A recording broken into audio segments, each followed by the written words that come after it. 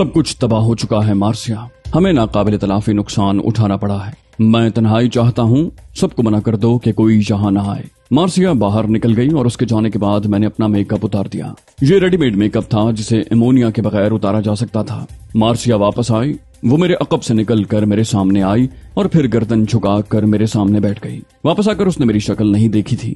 उसके चेहरे से शदीद आज़ुर्दगी जाहिर हो रही थी। उसने कहा, मैं सोच भी नहीं सकती थी जनाब, आप यकीन करें मेरी उससे मुलाकात महज इत्तेफाक थी। वो दूसरी बार उसने निगाहें उठाकर मेरी तरफ देखा और मेरे होंठों पर मुस्कुराहट फैल गई। मार्सिया की कैफियत मेरी तवक्को के मुताबिक थी। वो सोफे से उठने की कोशिश करने लगी लेकिन उसमें कामयाब न हो सकी।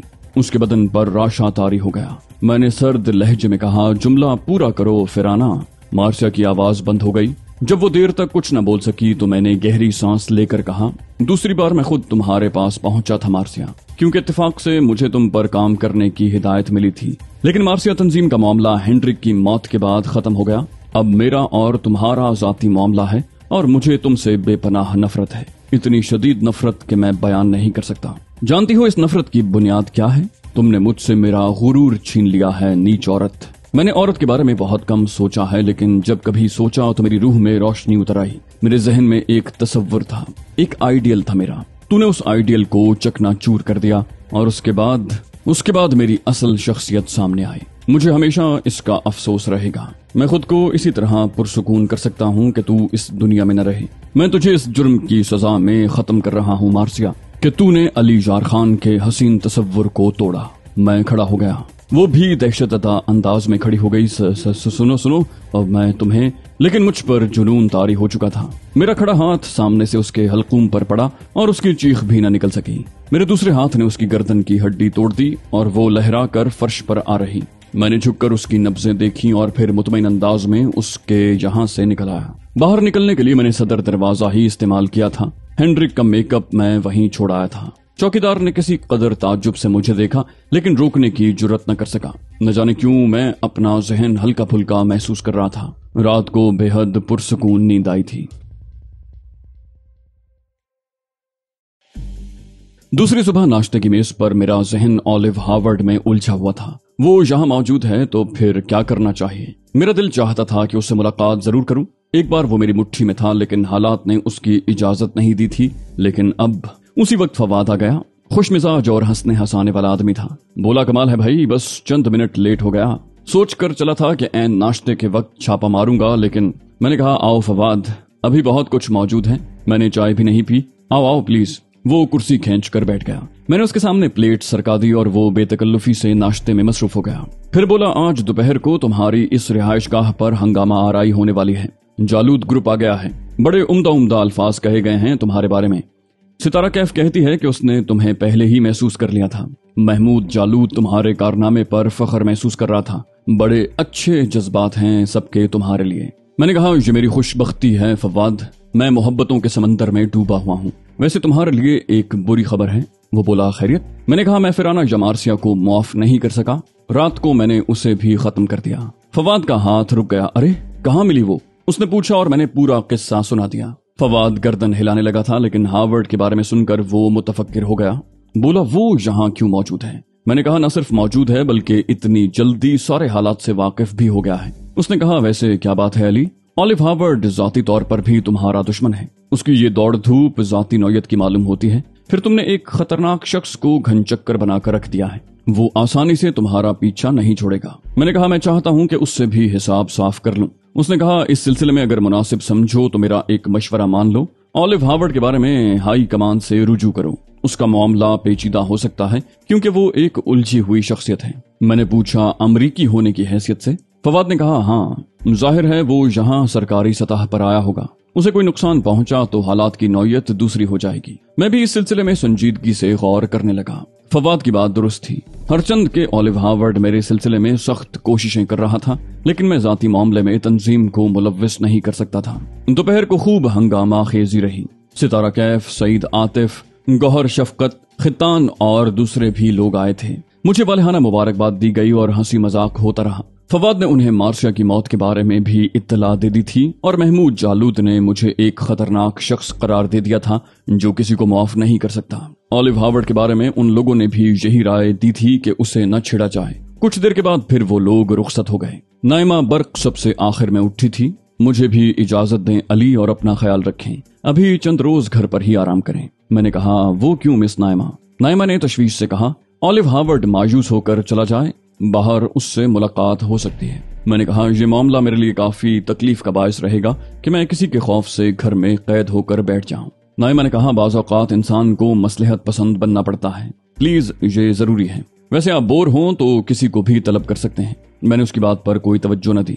सबके जाने के बाद फिर सन्नाटा सा हो गया, लेकिन शाम को 6:45 बजे के करीब मुझे हादी अज़मी का फोन मिला। वो बोला, मैं तुम्हें तुम्हारे कारनामे की मुबारकबाद दे चुका हूँ, इस वक्त फोन करने का मकसद कुछ और है। उसकी पुरमज़ाह आवाज सुनाई दी। मैंने भी उसी अंदाज में कहा, मैं इस मुबारकबाद पर आपका शुक्रिया अदा कर चुका हूँ, फरमाइए कैसे मिजाज हैं? वो बोला, भाई तुम्हारे 2 शिकार मेरे पास पिंजरे में बंद हैं, उनके लिए क्या ख्याल है? वो लड़की डेनी मार्श स्मिथ जो तुम्हारा पैगाम लेकर आई थी, तुम्हारी हिदायत के मुताबिक वो हमारे पास महफूज है, और दूसरा स्याहफाम लोबो। मैंने पूछा, ओ क्या लोबो भी आपके पास है? वो बोला, हाँ। मैंने कहा, लोबो के साथ कोई बुरा सलूक तो नहीं किया? उसने कहा, हरगिज नहीं। बुरा सलूक हम सिर्फ मैदान जंग में करते हैं, उसके अलावा हमारे पास जो लोग होते हैं वो हमारे मेहमान होते हैं। मैंने कहा, मैं उन लोगों से वही बात करूंगा प्रोफेसर, उनके बारे में ऊपर से कोई फैसला नहीं हुआ क्या? हादी ने कहा, ऊपर तो तुम ही हो, क्योंकि ये तुम्हारा केस है, सारे मामला तुम्हें ही तय करने हैं। मैंने कहा, मैं हाजिर हो जाऊंगा प्रोफेसर। उसने कहा, रात का खाना मेरे साथ ही खा लो, कोई खुसूसी डिश तैयार करवाऊं? मैंने कहा, जो तैयार होगी वो खा लूंगा, आ रहा हूँ।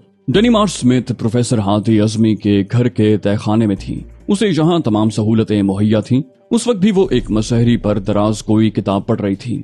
कदमों की आहट पर उसने निगाहें उठाकर मुझे देखा। चंद लम्हों तक तो पहचान न सकी, और जब पहचाना तो किताब उसके हाथ से छूट गई। उसने शदीद हैरत से कहा, तुम? मैंने कहा, हेलो डेनी। बोली, तुम? मेरे खुदा, तुम यहाँ? ये कैसे मुमकिन है? तुम उस शैतानी जजीरे से निकल आए? ये एक नामुमकिन सी बात है। मैं उसके करीब कुर्सी घसीट कर बैठ गया। मैंने पूछा, तुम कैसी हो डेनी? बोली, बदतरीन ज़हनी बहरान से गुजर रही हूँ। हैरत है अब तक पागल क्यों नहीं हो गई?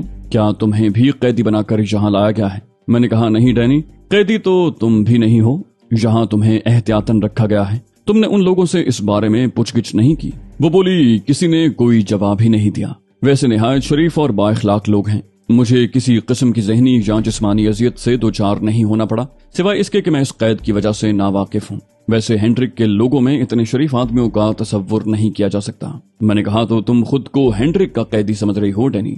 बोली, क्या मतलब? मैंने कहा, मैं तुम्हें बता चुका हूँ कि तुम कैदी नहीं हो, बस कुछ वजूहात थी जिनकी वजह से तुम्हें यहाँ रखा गया है। बोली, मेरी समझ में कुछ नहीं आ रहा, बराह करम मुझे बताओ ये सब क्या है, कौन लोग हैं ये? और मैंने कहा, मैं तुम्हें वही सब कुछ बताने आया हूँ डेनी। मैं तुम्हारी इज्जत करता हूँ। तुम जिन लोगों के लिए काम कर रही थी, आइंदा भी अगर चाहो तो उन लोगों से राब्ता कायम करके उनके साथ काम कर सकती हो। मुमकिन है किसी और मरहले पर हमारी मुलाकात हो। बहरहाल मैं तुम्हारा एहतराम करता हूँ, इसलिए कि एक नाजुक वक्त में तुमने खतरात मोल लेकर मेरी मदद की।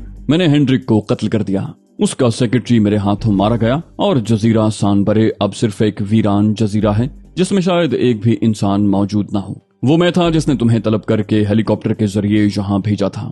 मैं तुम्हारे एहसान का बदला चुकाना चाहता था। डैनी ने बेख्तियार कहा, वो तुम थे? मैंने कहा, हाँ डैनी, वो मैं था। बोली, मगर? मैंने कहा, मैं हेंड्रिक के मेकअप में था और हेंड्रिक मारा जा चुका है। वो बोली, खुदा की पनाह, क्या तुम सच कह रहे हो? मैंने कहा, तुम्हें आजादी दी जा रही है डैनी, तस्दीक कर लेना। डैनी ने लरसती हुई आवाज में कहा, तुमने ये सब कुछ कर डाला तन्हा? मैंने कहा, तन्हा नहीं डैनी, तुम्हारी मदद से, कुछ और साथियों की मदद से। बहरहाल मैं तुम्हारा शुक्रगुजार हूँ। वो बोली, तो हेंड्रिक खत्म हो गया? डैनी को अब भी यकीन नहीं आ रहा था। उसने कहा, क्या इस बात का इल्म मार्सिया को भी है? मैंने कहा, हाँ, मरने से कबल उसे भी ये बात मालूम हो गई थी। वो बोली, मरने से कबल? क्या मार्सिया भी? मैंने कहा, मार्सिया को मैंने बैरूत में खत्म किया है। मुझ पर उसके बहुत से कर्ज थे जो मुझे चुकाने थे। डैनी पागलों की तरह मुझे देखती रही, फिर उसने ठंडी सांस लेकर गर्दन झुका दी। मैं थोड़ी देर तक उसके बोलने का इंतजार करता रहा। जब उसने देर तक कुछ न कहा तो मैंने उससे कहा, मैं तुम्हारी और क्या खिदमत कर सकता हूँ डैनी? बोली, मैं क्या बताऊं अली, मेरी अक्ल साथ छोड़ गई है। तुम मेरे ऊपर एक एहसान कर सकते हो तो कर दो। मैंने कहा, हाँ बताओ। बोली, मैं लंदन जाना चाहती हूँ, मेरे लिए लंदन रवानगी का बंदोबस्त कर दो। पासपोर्ट वगैरह मेरी रिहाइश गाह पर मौजूद है, बस दूसरे इंतजामात करने होंगे। बोलो, कर दोगे मेरे लिए ये इंतजामात? मैंने कहा, यकीनन। वो बोली, बस अली, मैं इससे ज्यादा कुछ नहीं चाहती। मेरी कनपटियां चटक रही हैं। मैं खुद इन हंगामों से दूर भागना चाहती हूँ। लंदन में मैं अपने लिए कोई न कोई जगह जरूर बना लूंगी। काफी देर तक मैं डैनी की दिलजोई करता रहा और फिर उसे तसल्लियां देकर वहां से निकल आया। मेरी दूसरी मुलाकात लोबो से हुई थी। स्याह फाम लोबो एक फीकी सी मुस्कुराहट के साथ मुझसे मिला। मैंने पूछा, सारे काम अंजाम पा चुके हैं लोबो, अब तुम्हारा क्या प्रोग्राम है? वो बोला, मास्टर, मेरे बारे में जो भी फैसला करोगे मुझे मंजूर होगा। अगर मुझे हुक्म मिलेगा कि मैं यहाँ से चला जाऊं और आइंदा मास्टर को अपनी शक्ल न दिखाऊं तो मास्टर लोबो आपको दोबारा कभी नजर नहीं आएगा। जो एहसान करता है उसके लिए दर्द सर बनना भी तो ठीक नहीं। मैंने कहा, तुम किसी के लिए दर्द सर नहीं हो लोबो, और अब तो तुम्हें आजादी मिल चुकी है। मैं तुम्हारी पिछली जिंदगी तो वापस नहीं ला सकता लोबो, जिसमें तुम्हारे साथ तुम्हारे भाई भी थे,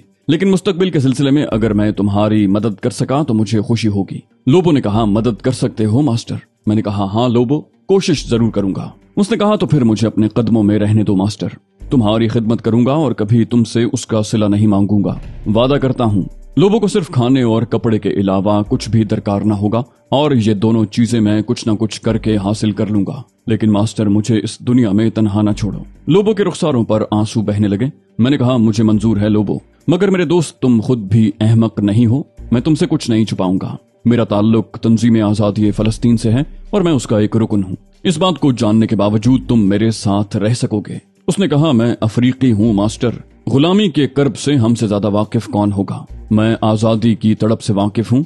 मुझे अपनी जिद्दोजहद में शरीक कर लो। मैं तुम्हारा हम मजहब न सही लेकिन इंसान तो हूँ। मैं भी इंसानी जिद्दोजहद में अपना किरदार अदा करूंगा। मैंने कहा, सोच समझ कर ये बात कह रहे हो लोबो? उसने कहा, हाँ मास्टर, तुम लोबो को सच्चा पाओगे।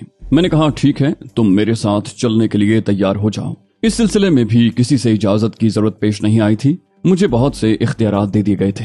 लोबो मेरे साथ मेरी रिहाइश गाह में मुंतकिल हो गया। उसने मेरे तमाम उमूर संभाल लिए थे।